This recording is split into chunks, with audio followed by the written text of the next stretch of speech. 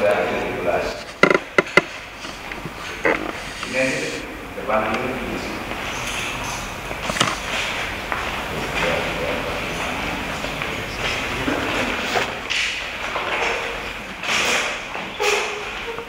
Ya teman-teman ya, terima kasih sudah datang tepat waktu di kelas pendidikan Pancasila. Tapi yang baru datang silakan waktu pulang absen dulu ya. Karena yang datang semua sudah absen. Teman-teman sudah sampai mana ini pencapaian di learning sekalian? Namun sebelum dijawab nanti saya mengajak teman-teman untuk berdoa terlebih dahulu karena ini masih pagi ya. Silakan berdoa dimulai.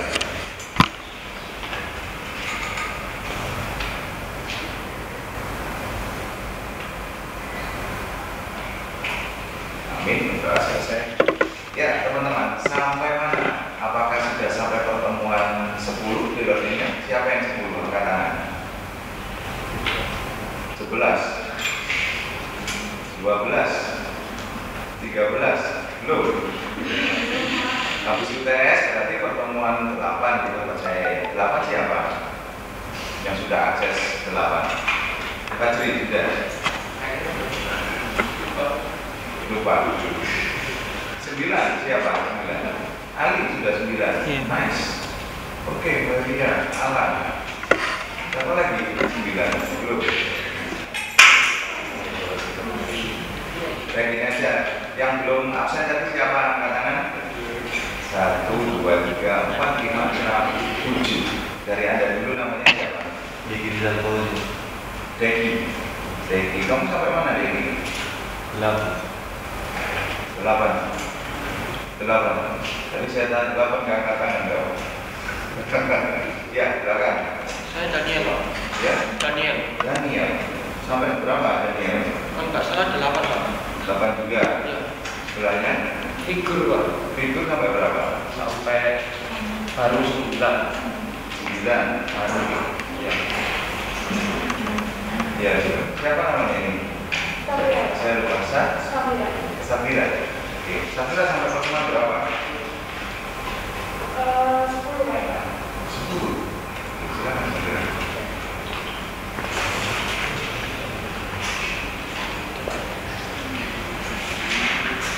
Terus siapa lagi tadi yang baru datang? Namanya siapa? Tania sampai pertemuan berapa? Kayaknya sampai pertemuan 8 Pak. 8. Apalagi yang berapa? Budan. Pertemuan berapa? Biasa. Depan Terakhir UTS, Pak. ya? Terakhir UTS. UTS. UTS. 8 ya. Dan Iksan kamu sampai pertemuan berapa? UTS. Setelah UTS. Setelah UTS. Belakang. Siapa lagi tadi belum? Fajar Landes. Siapa? Fajar Landes. F depannya. Iya. Siapa? Faza. Fajar Landes. Faza Bagas. Sampai pertemuan berapa Faza? 8. Ya? Cuma 8. 8. Oke. Setelah Lupa ini apa? Dapa. Iya. Pertemuan berapa? Kurang lebih selesai. 8. 8 ya.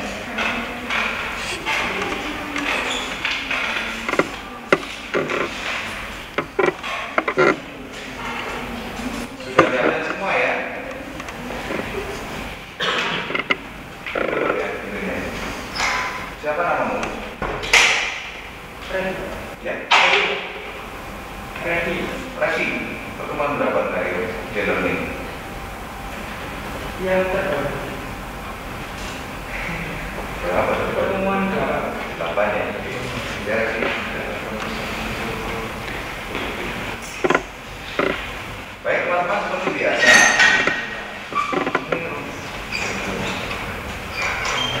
Siapa namamu? Bahasa. Ya? Oh, banyak bahasa di kelas ini ya. Bahasa Putra. Ini siapa namanya? Ya? Afid. Ya, bahasa Afid ya. Ya? Yunis. Bahasa Afid.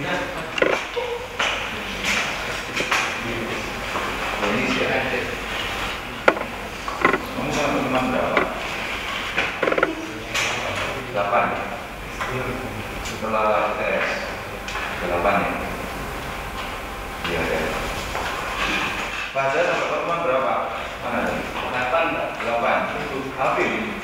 Waalaikumsalam. Pertemuan berapa delonginnya? 10, 10. Ali sampai pertemuan berapa? Enggak, Ali. Kok Ali apa? Fajar pertemuan berapa? 9.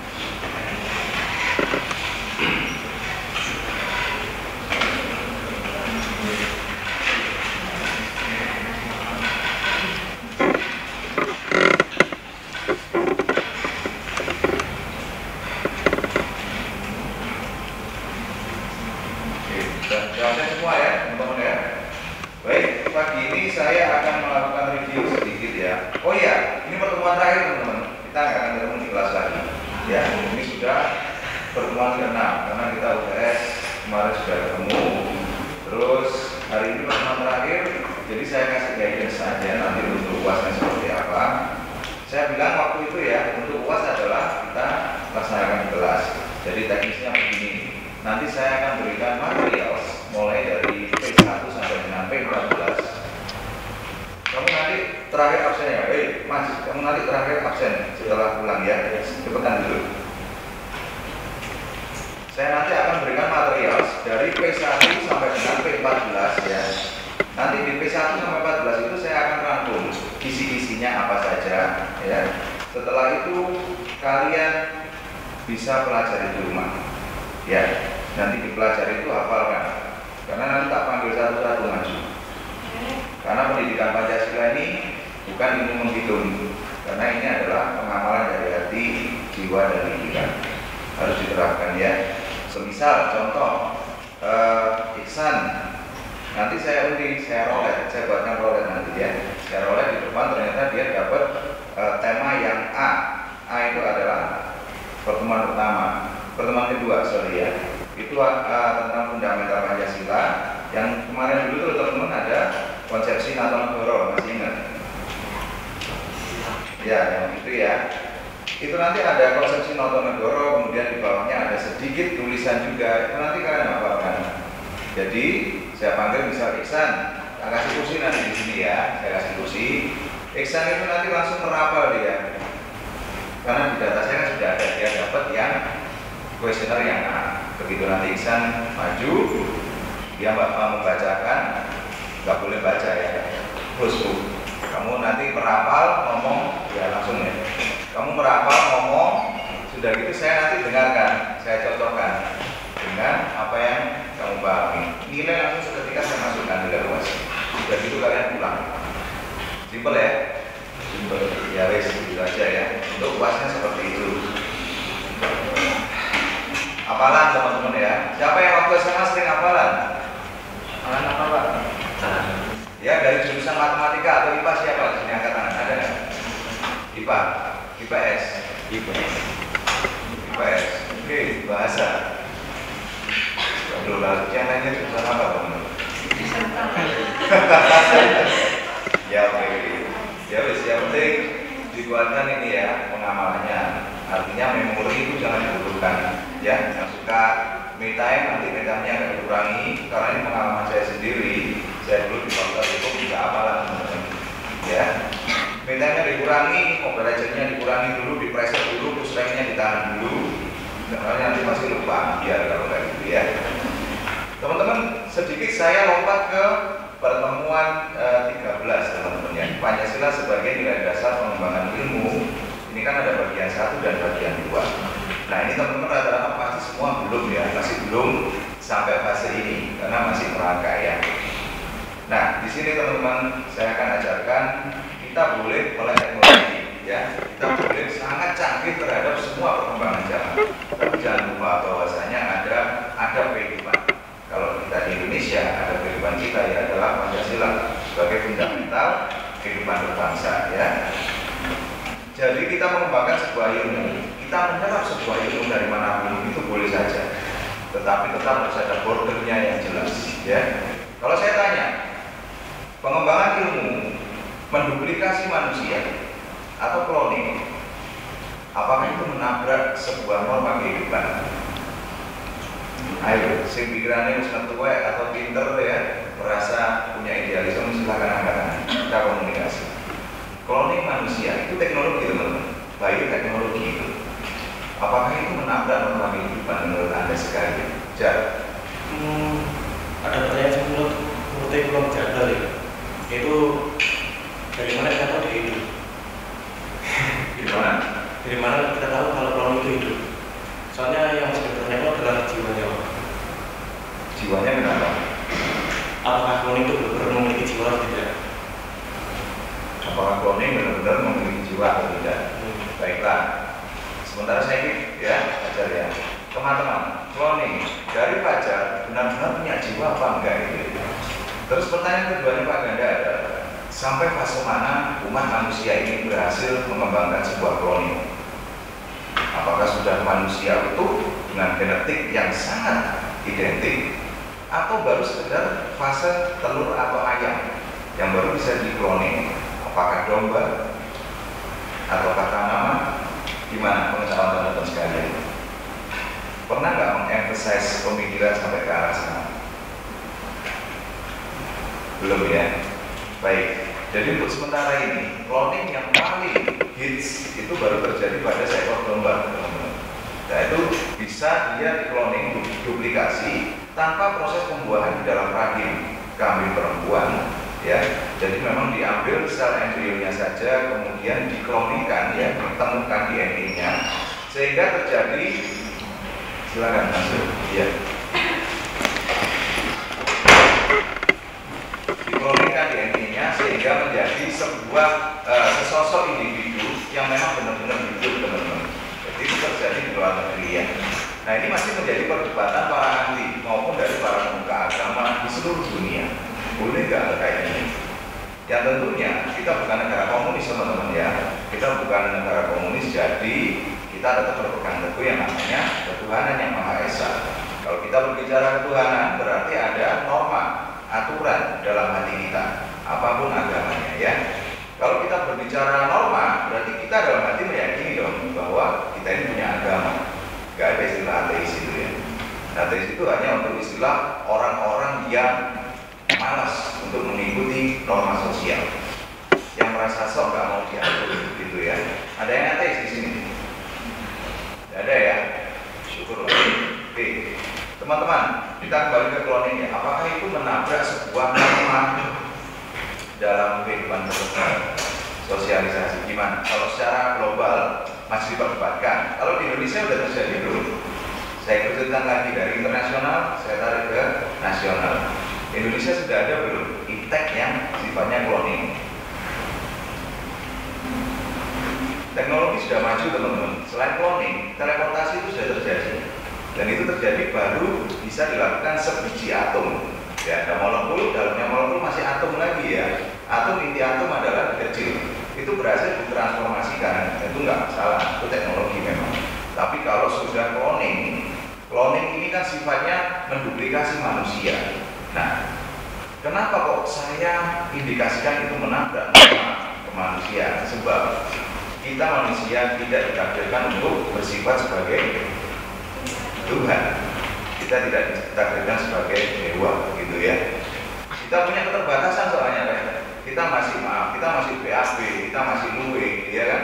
Masih lapar kita, bisa merasa lapar, bisa mules, kita masih bisa keringat, kita masih bisa bau badan juga. Sedangkan Tuhan itu sebagai kita tahu adalah yang Maha Esa, Maha Kuasa. Dia adalah absolut, elit tiernya dari segala kehidupan yang ada di dunia ini, gitu ya.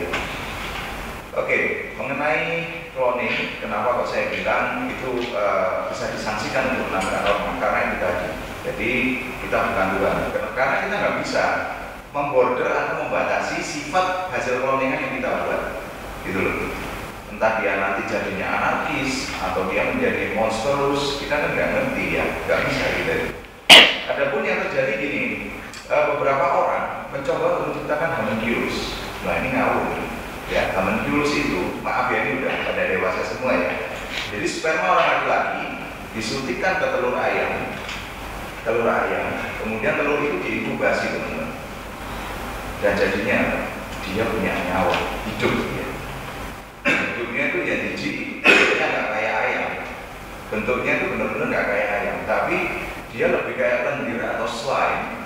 yang bergerak-gerak gitu teman-teman. Dia kayak mencari sumber cahaya gitu ya. Ini saya pembuktian beberapa riset ya, saya baca dari literatur, 3 literatur dan 2 video footage. Sampai saya masuk ke deep web, saya cari betul, saya pakai browser yang nggak kelihatan itu ya, browser yang private itu, dan memang banyak yang buat seperti itu. Itu udah di bawah expose, jadi nggak kayak expose teman-teman. Nah itu karena dia merasa sudah, oh ini loh, aku bisa menciptakan manusia. Sebuah peradaban manusia ketika ada suatu komunitas yang sudah macak dewo atau bersikap Tuhan, merasa paling hakiki, tidak bahaya, itu sudah dekat dengan kehancuran. Ada suatu konsep teori konspirasi yang memikirkan bahwa dulu teman-teman, dunia kita ini adalah dunia yang lebih maju daripada teknologi kita sekarang. Pernah dengar nggak? Pernah ya? Walaupun itu hanya sebuah teori konspirasi, tetapi kita nggak ada salahnya untuk memikirkan ke arah sana. Jadi kita flashback ya. Kenapa kok bisa seperti itu? Di beberapa negara bagian, di Amerika, di Mesir, itu para arkeolog itu menemukan setting clock. Setting clock itu teman-teman tahu ya, punya setting itu ya di HP itu ya, kayak roda gigi gitu ya. Nah, itu banyak yang menemukan seperti itu. Padahal pada zaman dulu mana mungkin ada sistem automasi. Sistem revolusi industri aja baru ditemukan tahun 1769 kalau kurang lebih itu. Misalnya tahun segitu ya. Revolusi industri itu aja uap, pakai mesin uap dan hidrolis. Itu aja belum ada yang namanya gears. Nah, kok bisa arkeolog itu menemukan kayak gitu ya? Ya saya sedikit banyak percaya bahwa dunia ini dulu adalah lebih maju daripada sekarang. Karena banyak orang yang overrated. Jadi ya, pemikirannya itu lebih ke arah teknologi yang sudah luar biasa, sehingga Tuhan itu nggak ada harganya lagi. Norma itu sudah nggak ada lagi dalam hati masing-masing. Jadi los-losan sudah. Semua berdasarkan emosi dan ego masing-masing. Nah, sebagai bahan mentah ya, sesuatu yang sifatnya berlebihan itu arahnya kemana? Apapun bis. Hancuran, benar nggak Mas? Jadi sesuatu yang sifatnya berlebihan itu kehancuran. Ya, kamu mencintai pacarmu secara berlebihan, misal ya. Akhirnya pacarmu gimana? Kok posesif banget sih, gitu ya? Itu berlebihan di situ. Terus kamu main game berlebihan, misal Ali ya, main game berlebihan. Apa yang terjadi? Capek. Ya, sakit kan akhirnya ya. Terus makan berlebihan, misal kamu gimana aja kalau makan berlebihan? Meninggal. Oh makan apa aja? Makan berlebihan meninggal. Ya pokoknya intinya sesuatu yang over itu nggak baik, jadi harus dijaga. Maka dari itu kenapa di dalam norma agama ada aturan, ya, ada aturan. Kalau di Islam ada Al-Quran, kalau di Kristen ya ada kitabnya apa Kuriku? Di Kristen itu kitabnya Alkitab ya. Di agama lain pun juga ada regulasi tertulis yang dituangkan untuk mengatur perilaku manusia. Nah, kalau di kehidupan sosial ada apa teman-teman? Hukum. Kehidupan sosial. Curiga apa di kehidupan sosial? Yang mengatur kita apa? Ya? Norma. Norma dituangkan dalam apa? Ali. Hukum. Benar, dalam hukum ya. Iya. Hukum dilaksanakan dengan media apa? Figur. Hukum dimanfaatkan, diterapkan melalui media apa? Figur. Kehidupan masyarakat umum. Ya? Medianya kehidupan masyarakat umum. Nggak dengar saya dulu. Kehidupan masyarakat. Oh, diterapkan melalui media kehidupan masyarakat. Ya. Baik, kehidupan masyarakat ya. Oke, Taki. Sekarang dikatakan kehidupan masyarakat. Lalu regulasi yang mengatur itu siapa? Aturan norma kehidupan ini. Masyarakat. Yang mengatur adalah masyarakat yang melaksanakan, yang mengatur pemerintah, ya. Ya, pemerintah kira instrumen pengatur regulasi yang biasanya kita ketemu di jalan-jalan. Siapa namanya? Polisi. Penegak hukum ya. Penegak hukum juga nggak polisi toh, ya banyak ya. Termasuk penegak hukum itu ya aparat pemerintahan, Satpol PP itu termasuk teman-teman. Tapi ruang lingkup dan tugas wewenangnya berbeda, gitu ya. Ya itulah teman-teman. Jadi intinya kita harus tetap memborder diri kita. Kita boleh wild, sangat boleh. Kita boleh wild untuk sesuatu dengan takaran yang tepat.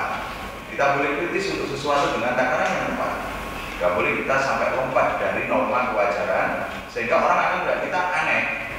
Tuh, aneh sih ada pola pikirnya seperti itu ya. Boleh, Anda menjadi raja dalam pikiran Anda sendiri boleh. Ini mumpung masih muda ya, saya kasih border. Saya sudah menjalani di usia kalian ya. Idealisme masih tinggi, emosi masih kuat, power masih strong gitu ya. Jadi tetap harus tetaker ya teman-teman ya, jangan berlebihan. Terutama hal-hal yang bersifat sensitif, jangan sampai menyesal di kemudian hari. Kemarin itu sering di TV muncul apa? Masih muda-muda, kritik pemerintah, tapi kebablasan. Akhirnya apa? Diciduk tau ya, oleh cybercrime, oleh kepolisian. Itu langsung dijemput di rumah ibunya nangis-nangis saja. Eman-eman gitu ya. Waalaikumsalam. Iya, duduk dulu. Ya. Nanti terakhir absen ya, yang belum ya. Nah itu teman-teman ya. Saya lanjutkan konsep Pancasila sebagai dasar nilai pengembangan diri. Jadi korelasinya seperti itu ya. Setiap pengetahuan itu ya yang dikembangkan di Indonesia harus tidak bertentangan dengan nilai yang terkandung dalam Pancasila, teman-teman. Itu sebabnya apa? Kira-kira ya. Kenapa kok setiap iptek itu yang dikembangkan di Indonesia nggak boleh tabrakan dengan Pancasila? Siapa yang menjawab? Nah, Pancasila adalah dasar negara. Pancasila dasar negara. Kalau sudah dasar negara, emang siapa nama tadi? Deki. Kalau Pancasila sudah dasar negara, lalu emangnya kenapa deh? Kita bisa komunikasi dia. Berarti kita harus mengikuti Pancasila, tidak boleh. Kan ada aturannya. Ada aturannya, ya keywordnya itu ada regulasi atau aturan yang ditetapkan oleh Pancasila untuk mengatur segenap jiwa raga bangsa Republik Indonesia. Gitu ya. Oke bagus, jadi kamu dapat nilai pagi ini ya. Next. Nah lalu teman-teman, bahwa setiap iptek yang dikembangkan di Indonesia harus menyertakan nilai-nilai Pancasila sebagai faktor internal pengembangan iptek itu sendiri. Paham nggak ini maksudnya? Jadi ilmu pengetahuan ditemukan ya, tes ini, kemudian di dalamnya ini harus ada nilai-nilai Pancasilanya supaya dia jalannya nggak ngawur ipteknya ini ya. Silakan angkat tangan ya. Iptek terbaru yang ditemukan di Indonesia itu perihal apa, teman-teman?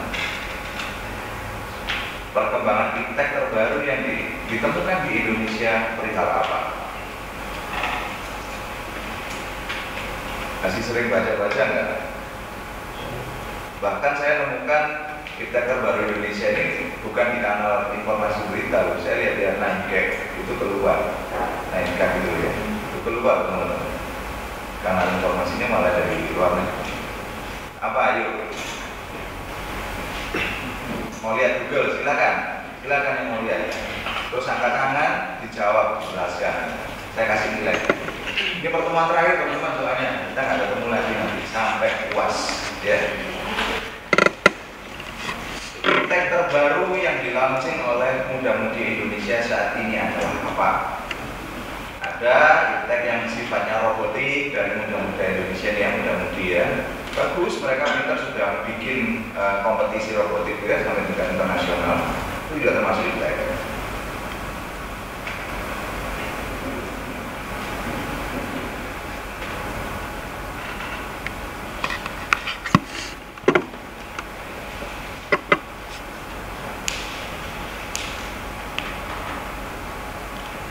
Oh iya, yang bilang sama berdiri aja nggak kelihatan saya. Berdiri aja Pak. Oh, nggak berdiri ayo, orang silakan. Terbaru kalau nggak salah AI. Ya? AI. Karir. AI. Oh AI. Oke Deborah, AI. Benar Deborah ya?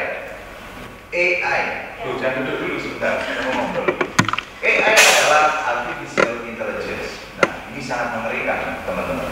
Menurut Anda, pemanfaatan AI di Indonesia itu kan sudah mulai masuk ya, sudah mulai masuk semacam ChatGPT, kemudian juga ada AI yang sifatnya picture generator, ya, story generator. Bahkan saya kemarin terakhir nyoba, saya coding buat game, ya, game pixel itu pakai AI itu jadi. Dia cuma masukkan instruksinya aja, dia sudah jadi. Gitu, Deborah. AI, ya. Sekarang AI yang kamu tahu ada di Indonesia itu dimanfaatkan sebagai apa? Atau di sektor ini apa, Deborah? Jawaban santai aja.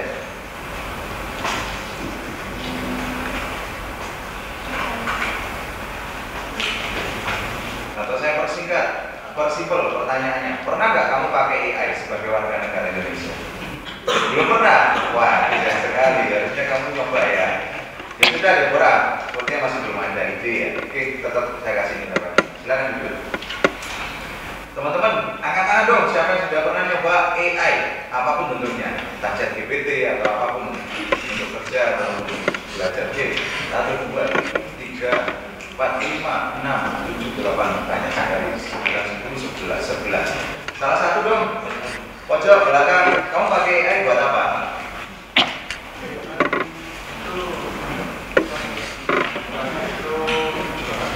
Pemodingan juga sih Pak. Ya? Membantu dalam pemodingan ya. Oh, membantu dalam pemodingan. Itu sangat membantu banget ya. Iya, jadi ngetik satu huruf aja sih udah baik. Betul, langsung turun ya dia ya. Iya, supaya tidak ada teman-teman mikir apa yang mau diketik. Oke, sip. Pernah nggak yang pakai AI untuk bikin puisi dikirimkan ke pacarnya? Ayo, ada yang pernah kan? Saya bikin loh, saya kirimkan istri saya loh. Orangnya bingung ya. Ada yang punya pengalaman gitu? Sampai istri saya itu heran, loh, Papi ini bukan orang yang romantis loh. Bisa terus kayak gini loh. Sekarang kan saya sudah berubah paling gawe AI awal ya. Gitu ya teman-teman ya. Ya, jadi AI ini teman-teman bisa mengandung unsur manfaat, juga bisa mengandung unsur ancaman. Ancamannya apa?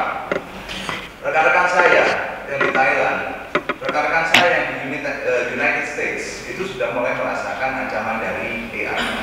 Jadi teman-teman saya ini kerjanya satu programmer, satu game designer, ya. Jadi dia tergabung di Gravity ini yang buat Ragnarok Online. Jadi dia karyawan Gravity. Jadi dia ini sudah mulai memikirkan untuk ganti pekerjaan, konsultasi ke kantor saya. Di tempat saya kebetulan konsultan manajemen juga. Dia tanya, Pak Hendar, gimana kira-kira kalau aku ganti pekerjaan? Loh ya bos, kerjamu sampai kamu 13 tahun lebih di situ, hampir 15 tahun. Kenapa emang? Soalnya ini ada yang resign. Kok resign kenapa? Ternyata beberapa dari perangkat yang dikerjakan di Gravity itu sekarang sudah mulai menggunakan AI, teman-teman. Jadi pada intinya pekerjaan itu lambat laun akan digantikan oleh AI. AI itu absolut, teman-teman. Hati-hati Anda sekalian.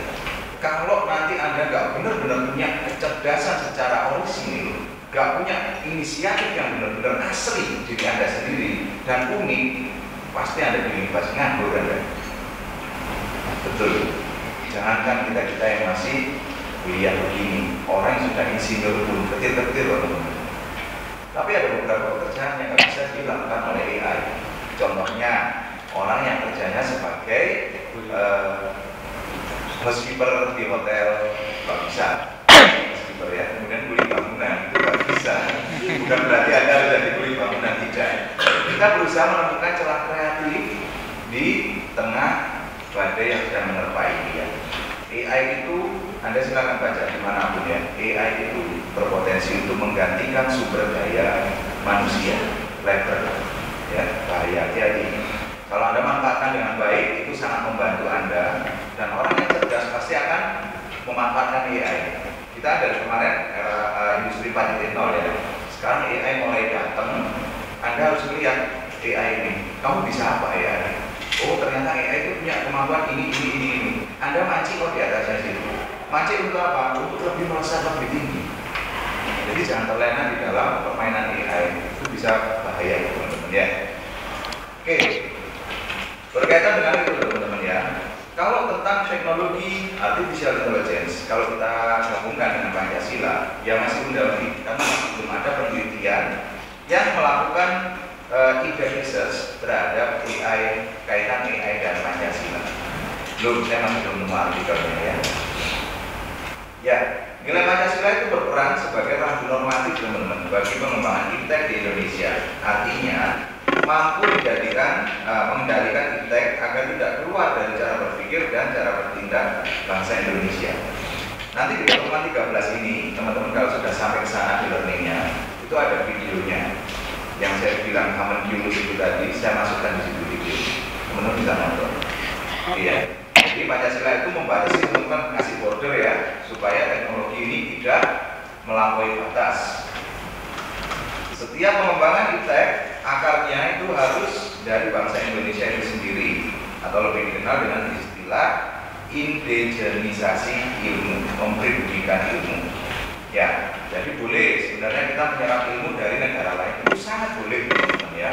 Akan tetapi kita utamakan ilmu-ilmu yang berasal dari Indonesia itu sendiri. Sebabnya kenapa? Ada yang tahu? Kita kultur bisa masuk ya. Karena culture, budaya, supaya ilmu yang baru di-invention ini bisa melebur dan diterapkan di masyarakat dengan tanpa hambatan. Gitu ya. Ada ilmu-ilmu serapan yang dari luar negeri biasanya diterapkan di masyarakat itu masih bentrok, nggak bisa. Akhirnya terjadi perbedaan ideologi, yang satu menentang, yang satunya lagi keras kepala, waktu nggak ketemu ilmunya nggak diterapkan akhirnya ya. Ya, urgensi Pancasila sebagai dasar pengembangan ilmu, ini urgensinya teman-teman. Pluralitas nilai seiring dengan berkembangnya iptek menyebabkan perbedaan cara pandang manusia tentang kehidupan, ya. Kemudian untuk dampak negatifnya, kemajuan iptek terhadap lingkungan hidup berada dalam titik nadir yang membahayakan eksistensi hidup manusia di masa yang akan datang. Ini cerita saya tadi, bahwa teknologi yang over limit bisa jadi seperti ini ya. Perkembangan iptek yang didominasi negara-negara barat dengan politik global turut mengancam nilai khas dalam kehidupan bangsa Indonesia seperti spiritual, gotong royong, solidaritas, musyawarah, dan cita rasa keadilan. Ya, teman-teman, sedikit cerita. Saya punya seorang teman yang dia itu sangat pinter, dia benar-benar engineer dalam hal apapun. Ya, dia di music engineer. Dalam pemrograman, bahasa pemrograman, dia seorang engineer juga pinter. Tetapi yang saya sayangkan dalam dirinya adalah satu hal. Lambat laun dia itu nggak tahu gimana ya teman-teman ya. Dia nggak percaya lagi sama yang namanya Tuhan dan agama. Benar-benar lupa. Saya nggak tahu dia kepleset di mana. Padahal dia adalah partner yang hebat dalam proyek saya, gitu ya. Hati-hati teman-teman. Spiritualnya ini yang goyang, yang sebelah sini ya. Terus kemudian perkembangan iptek ini juga terkait dengan hal-hal yang sifatnya sensitif kayak ini, teman-teman. Sebelum ini ya. HP-nya kalian ini, hati-hati. Kalau kalian lagi meeting, kalau kalian lagi berbicara sesuatu yang penting dan urgent, apakah itu yang menyangkut duit kalian, menyangkut password kalian, atau anything else, ini dengerin dulu teman-teman, HP ini. Serius, saya pernah coba, saya matikan data internet saya sama istri saya tulis di kertas, lihat ya, aku mau ngomong tentang ini, tapi enggak, ini sudah saya matikan datanya. Begitu saya nyalakan, saya bicara tentang ini, padahal sebelumnya nggak ada. Dia keluar di suggestion ads-nya saya. Jadi di ads, kayak kemarin saya baru ngomong tentang stroller apa bayi itu teman-teman ya, data ruang bayi saya ngomong itu. Ternyata nggak lama loh, saya mulai curiga itu, kok muncul di HP saya itu. Jadi ketika saya buka Shopee keluar jebret di nomor 1. Ketika saya buka Facebook, Instagram, ads-nya rata-rata tentang baby dan perlengkapannya. Kayak gitu teman-teman. Terus pernah yang paling ngeri, saya lagi komunikasi dengan teman sesama advokat yang di kantor, sedang di kantor saya. Lupa, karena kita udah ada kesepakatan bukan terus ini di mode pesawat dulu. Soalnya ngomongkan case-nya orang, lupa kita. Ternyata waktu kita ngomong, nama pihak-pihak ya yang kita sebut itu bisa profilnya itu keluar di Google saya. Bahkan saya ngomong tentang pengadilan negeri, pengadilan tinggi itu keluar semua. Serius, hati-hati. Jadi mikrofon yang bawah ya, mikrofon di HP itu sensitif. Kemudian yang kalau kalian pakai gini headset sama mikrofon, nah biasanya kalau pas lagi gaming atau apa gitu ya. Jadi ada satu pihak yang benar-benar merekam apa yang kita bicarakan. Dia transkrip menjadi suatu tulisan begini. Kayak YouTube itu loh, yang biasanya dibuat sama Ali, itu kan keluar itu, walaupun nggak ada gambarnya, tulisannya keluar itu. Seperti itu kemudian dialgoritmakan, sehingga tahu apa yang kita inginkan. Pernah nggak sih teman-teman sekalian tiba-tiba kaget gitu ya, masih berpikir di kepala, tapi yang diinginkan itu sudah ada di HP. Pernah nggak? Nah, kayak gitu itu, ngerinya seperti itu. Saya pikir itu magic ya, kok iso sih kok gini? Oh kok iso kayak gini loh terjadinya. Ternyata setelah saya cari secara eksak penyebabnya, itu yang terjadi.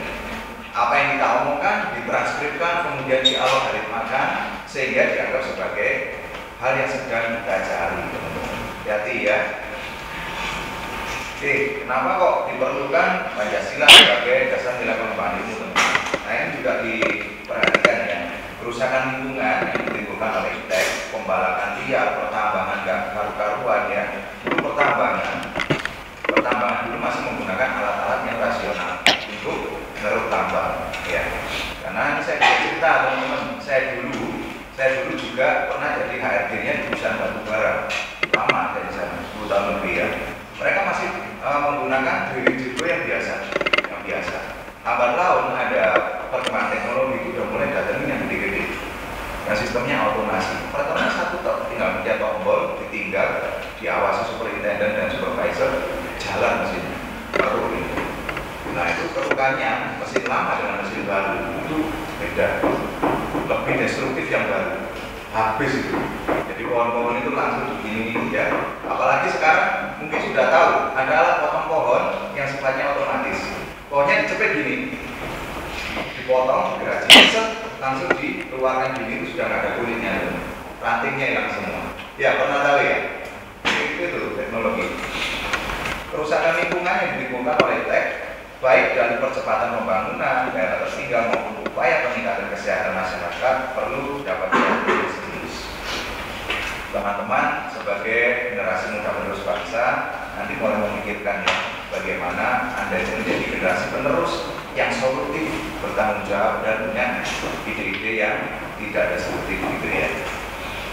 Nih, kalau ini tentang penjabaran sila Pancasila sebagai pembangun teks ya, itu jadi sarana untuk mengontrol dan mengendalikan laju teks yang pengaruhnya pada cara berpikir bertindaknya masyarakat yang cenderung pragmatis. Nilai kearifan lokal yang menjadi simbol dari kehidupan di berbagai daerah mulai digantikan dengan gaya hidup global. Nah, ini pengaruhnya apa teman-teman? Ada yang bisa cerita? Kalau gambar kiri dan kanan gimana? Kearifan lokal itu apa sih teman-teman? Ada yang tahu? Siap? Kearifan lokal itu apa?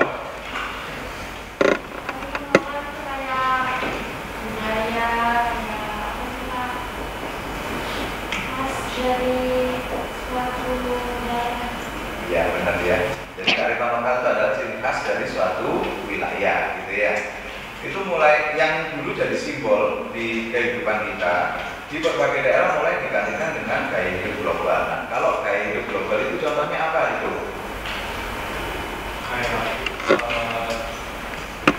gaya hidup global kayak sekarang tuh misalnya di TikTok kayak tren-tren sekarang kan bukan cuma satu negara secara global ya.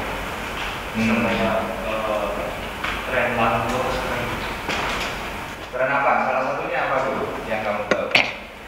Yang bentuknya atau perwujudannya atau visualnya di TikTok maupun di YouTube itu tidak sesuai dengan kearifan lokal yang kita punya.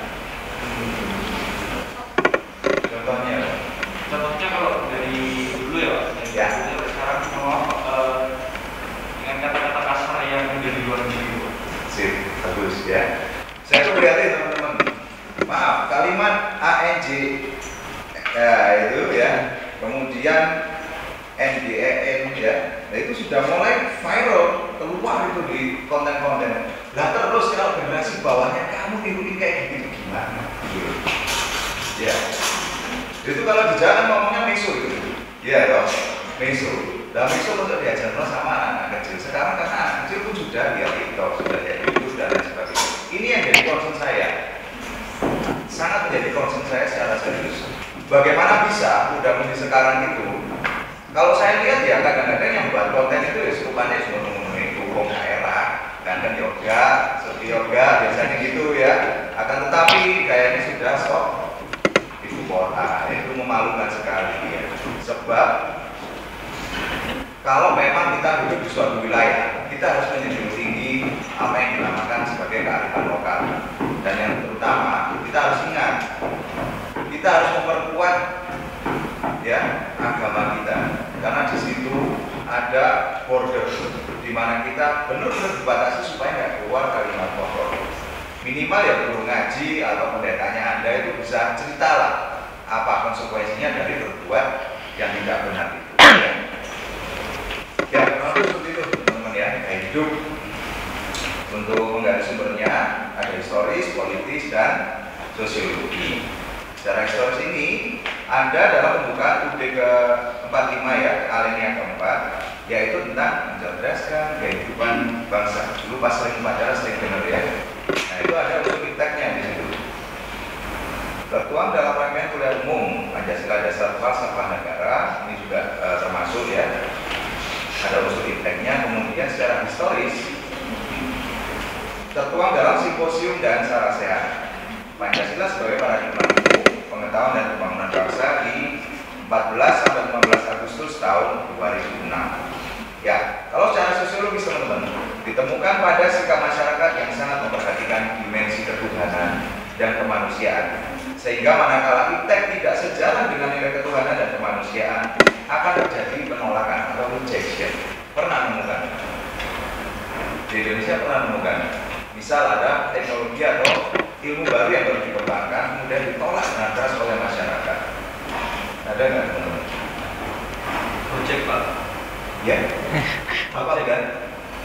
Gojek dulu pernah kayak ditolak untuk yang dari yang ojek pangkalan. Oh, Gojek ya, Gojek. Ya, pemikiran bagus sebenarnya ya. Cuma secara konsep. Ini kenapa iptek tidak sejalan ini karena bertentangan dengan Pancasila, sedangkan Gojek kan nggak bertentangan sebenarnya dengan Pancasila. Oke, kalau kita nggak udah Gojek dulu awalnya itu ditolak oleh masyarakat, terutama orang-orang yang opang, ojek pangkalan ya, pengkolan gitu ya. Itu karena apa? Mereka merasa apa dan kira-kira apa? Terancam, tersaingi, berbahaya lah posisinya dia ya. Lalu lambat laun, seiring berjalannya waktu, yang terjadi gimana? Menerima. Beradaptasi. Ya, orang-orang mulai accept ya, mulai menerima. Akhirnya orang ojek pangkalan pun banyak yang jadi ojek gitu ya. Saya pernah teman dulu ya, kalau lagi anak-anaknya naik motor, ada yang tarung itu depan saya antara mikrolet sama Gojek gitu, depan Matos. Ya, depan Matos itu bertekar hebat. Sampai jambak-jambakan lu cowok-cowok satunya ya apa ya gitu. Beneran itu saya masih ingat ya, ternyata ya case-nya sama persis seperti yang diceritakan Bunda Bendo tadi. Itu awal-awal dulu, awal-awal masuknya Gojek itu ya duduk aja itu awal-awal pemunculan Gojek dulu teman-teman. Jadi Gojek itu dulu masih superior sebelum dia jadi unicorn ya, unicorn dekapor kayak sekarang itu. Terus kan datang pesaingnya apa? Itu setelah Gojek, Grab, ya. Lah Grab sekarang udah disaingi banyak banget. Ada Maxim, ada macam-macam ya yang buat anak-anak bangsa juga banyak gitu ya. Jadi ya, kalau contohnya hutan secara sosial umum dan tidak bertentangan dengan Pancasila. Kalau yang dari materinya Pak Ganda ini dulu pernah cloning itu hampir lepas di Indonesia. Hampir di ACC. Kemudian oleh para ahli ulama waktu Menteri Agama waktu itu ya, itu benar-benar jiran, gak boleh kamu menciptakan manusia, sebab bukan wewenangmu, hanya Tuhan yang boleh menciptakan manusia. Hampir dulu kronik di Indonesia, teman-teman. Ya, secara politis, sumber politis dari Pancasila sebagai dasar nilai pengembangan iptek itu bersifat apologis atau pemaaf karena hanya memberikan dorongan kepada orang intelektual untuk menjabarkan nilai Pancasila secara lebih lanjut. Nah, kalau ini bagian 2, dinamika tantangan, nanti teman-teman bisa pelajari sendiri ya tentang dinamika dan tantangannya. Ini nanti teman-teman akan ketemu materi ini di pertemuan ke-13. Baik, untuk sementara ini dulu untuk materinya. Dari teman-teman gimana? Di learning ada pertanyaan nggak mengenai troubleshootingnya mungkin?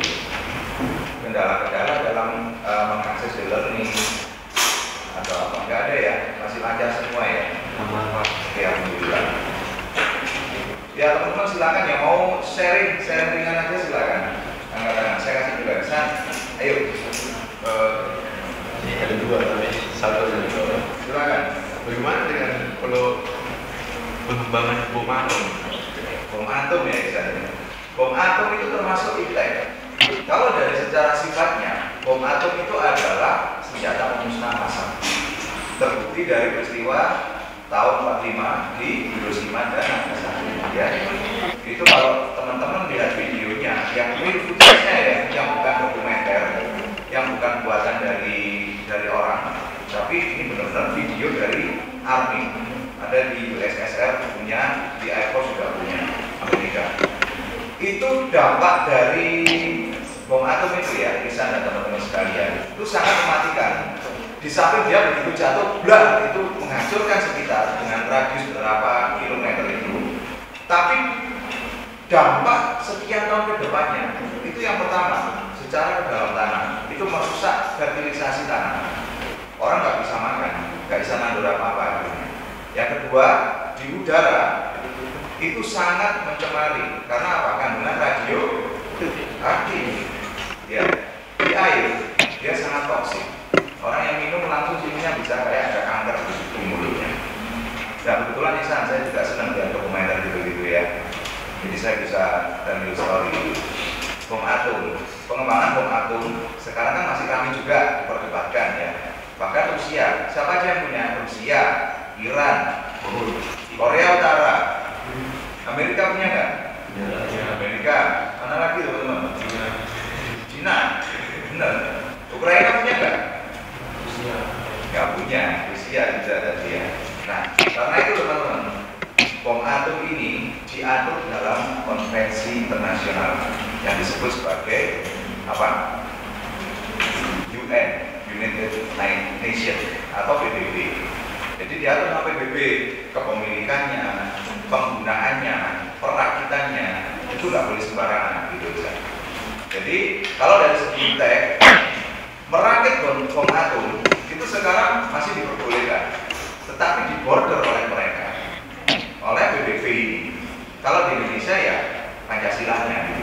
Pancasilanya secara internasional PBB, di border oleh PBB sehingga peredarannya, perakitannya, pembuatannya, penggunaannya semua diregulasikan, diatur. Kenapa seperti itu? Kalau sampai satu aja dilepas, apalagi pada era sekarang ya 5.0 ini, itu bisa merubah keseluruhan tatanan dunia, baik ekonomi, sosial, politik, moral, budaya dan sebagainya, rusak semua. Karena dampaknya berantai. Misal satu negara dihancurkan, ya selesai ya. Apakah negara yang lain ini diam? Enggak. Karena apa? Setiap negara itu punya yang namanya koalisi. Koalisi ini sudah tercatat dalam fakta persetujuan yang disahkan di PBB juga. Satu diserang, yang lain apa enggak? Betul gitu ya. Sekarang yang terjadi koalisi yang paling real di mana? Negara yang sedang dibakar. Ukraina sedang dibombardir oleh Rusia seperti itu. Koalisinya benar mereka nggak nyerang, tapi apa yang mereka lakukan? Suplai senjata, suplai amunisi, suplai drone, ya. Dengan tujuan apa? Jangan disakiti koalisiku ini. Iki kalau ojo disakiti, kalau yang memiliki tak suplai dia supaya bertahan. Nah itu nanti teman-teman ingat ya, kita ngomong nanti pada titik tertentu Ukraina itu hancur, benar-benar hancur. Negara lain atau koalisi itu akan bergerak untuk menyerang balik terus. Karena sudah nggak ketemu titik komunikasinya. Kenapa mereka baru ngasih nyuplai ya? Belum kirim tentara dulu. Yang berangkat kan rata-rata masih relawan yang ke Ukraina. Disuplai, soalnya apa? Biar nggak terlalu mencolok. Kalau Rusia lihat, semisal Amerika mensuplai tentara, sudah bala bantuan ya, kemudian alat-alat ikut perang juga, wah bisa perang dunia ketiga itu terjadi. Kira-kira begitu saja korelasinya ya. Oke, selain Iksan siapa lagi teman-teman? Oke, Jan.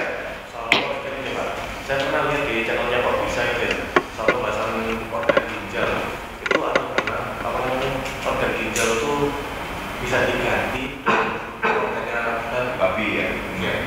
Itu kira-kira gimana Pak penjelasannya? Apakah termasuk manusia? Ya, kalau itu yang pertama, implantasi organ manusia dengan organ binatang itu yang pertama adalah melibatkan sains, yang kedua adalah bioteknologi, ya. Yang ketiga adalah melibatkan peranata sosial. Kalau menurut dua ilmu yang awal tadi, ini nggak apa-apa, otomatis sudah dilaksanakan teknologinya ya. Kalau menurut peranata sosial, ya pantas-pantasnya aja, ginjalnya manusia diganti dengan ginjalnya babi, gitu ya. Satu artikel yang saya baca di opris.com itu mengatakan bahwa ada orang ya, seorang pengusaha, jantungnya diganti pakai jantung babi, bertahan dia kurang lebih 4-5 hari, setelah itu meninggal. Padahal udah seneng-seneng dulu, ilmuwannya, dokternya, keluarganya udah seneng, wah berhasil, penemuan baru, terobosan baru di dunia ini, senang sudah dia. Ternyata apa? Di hari keempat dipatahkan kebanggaan mereka ini, mati loh. Karena awalnya kan jantung babi ini disinyalir sama dengan punya kita, ya kapilernya, arterinya, macam-macamnya, ruang-ruangnya, bilirnya. Ternyata ketika diaplikasikan, dijahit, denyut-denyut gini ya, ada sesuatu yang berbeda. Kita kromosomnya apa sih juga nggak ada, akhirnya nggak ada. Itu pada intinya pada dua ilmu terapan sains dan bioteknologi itu sangat sulit. Karena mereka udah mengakui kok ya. Tapi kalau ada peranata sosial ya pantas-pantasnya aja saja. Masa diganti ginjalnya babi ya gitu ya. Manusia setengah babi lah. Nah itu dia, ada beberapa di agama Islam juga kan. Kalau angkat kemarin nggak apa-apa, seraya ideologi aja. Ada yang romantis gini Jar, seorang wanita, insya Allah di Bolivia ya, dia ini menderita penyakit yang sudah nggak bisa ketolong, sudah menikah sama pacarnya. Akhirnya kan bisa lupa ya apa yang terjadi ya, ginjalnya diambil, ya, ginjalnya yang laki-laki ini diberikan ke yang perempuan. Jadi suaminya ini akhirnya ginjalnya nempel di yang perempuan. Nah nggak lama orang ini anfal, yang perempuan ini anfal itu habis sakit terus jatuh sakit lagi gitu, anfal itu ya, sakit kedua kalinya, ginjalnya kedua dikasihkan. Akhirnya yang laki-laki meninggal, yang perempuan keluar anaknya dinamakan persis kayak nama suami. Ya menurut saya ya romantis tapi ya kok ngenes gitu ya. Sangat gitu ya. Ya sudah teman-teman, kalau nggak ada opini lanjutan, saya closing dulu. Ini pertemuan terakhir kita loh ya. Nanti kita ketemu di ujian akhir semester. Nanti sebelum UAS, saya akan berikan yang saya bilang tadi ya. Yang datang pagi-pagi tadi pasti udah nyimak ya apa yang saya berikan tadi, yang mau saya kasih. Jadi nanti banyak kayak player-player kecil-kecil gitu, tapi ya dari HP aja. Nanti teman-teman silakan dihafal. Itu nanti sudah desain. Besoknya pas UAS, ya teman-teman siap-siap gitu ya. Ada pertanyaan teman-teman mengenai kelas saya di pendidikan Pancasila? Silakan yang mau tanya.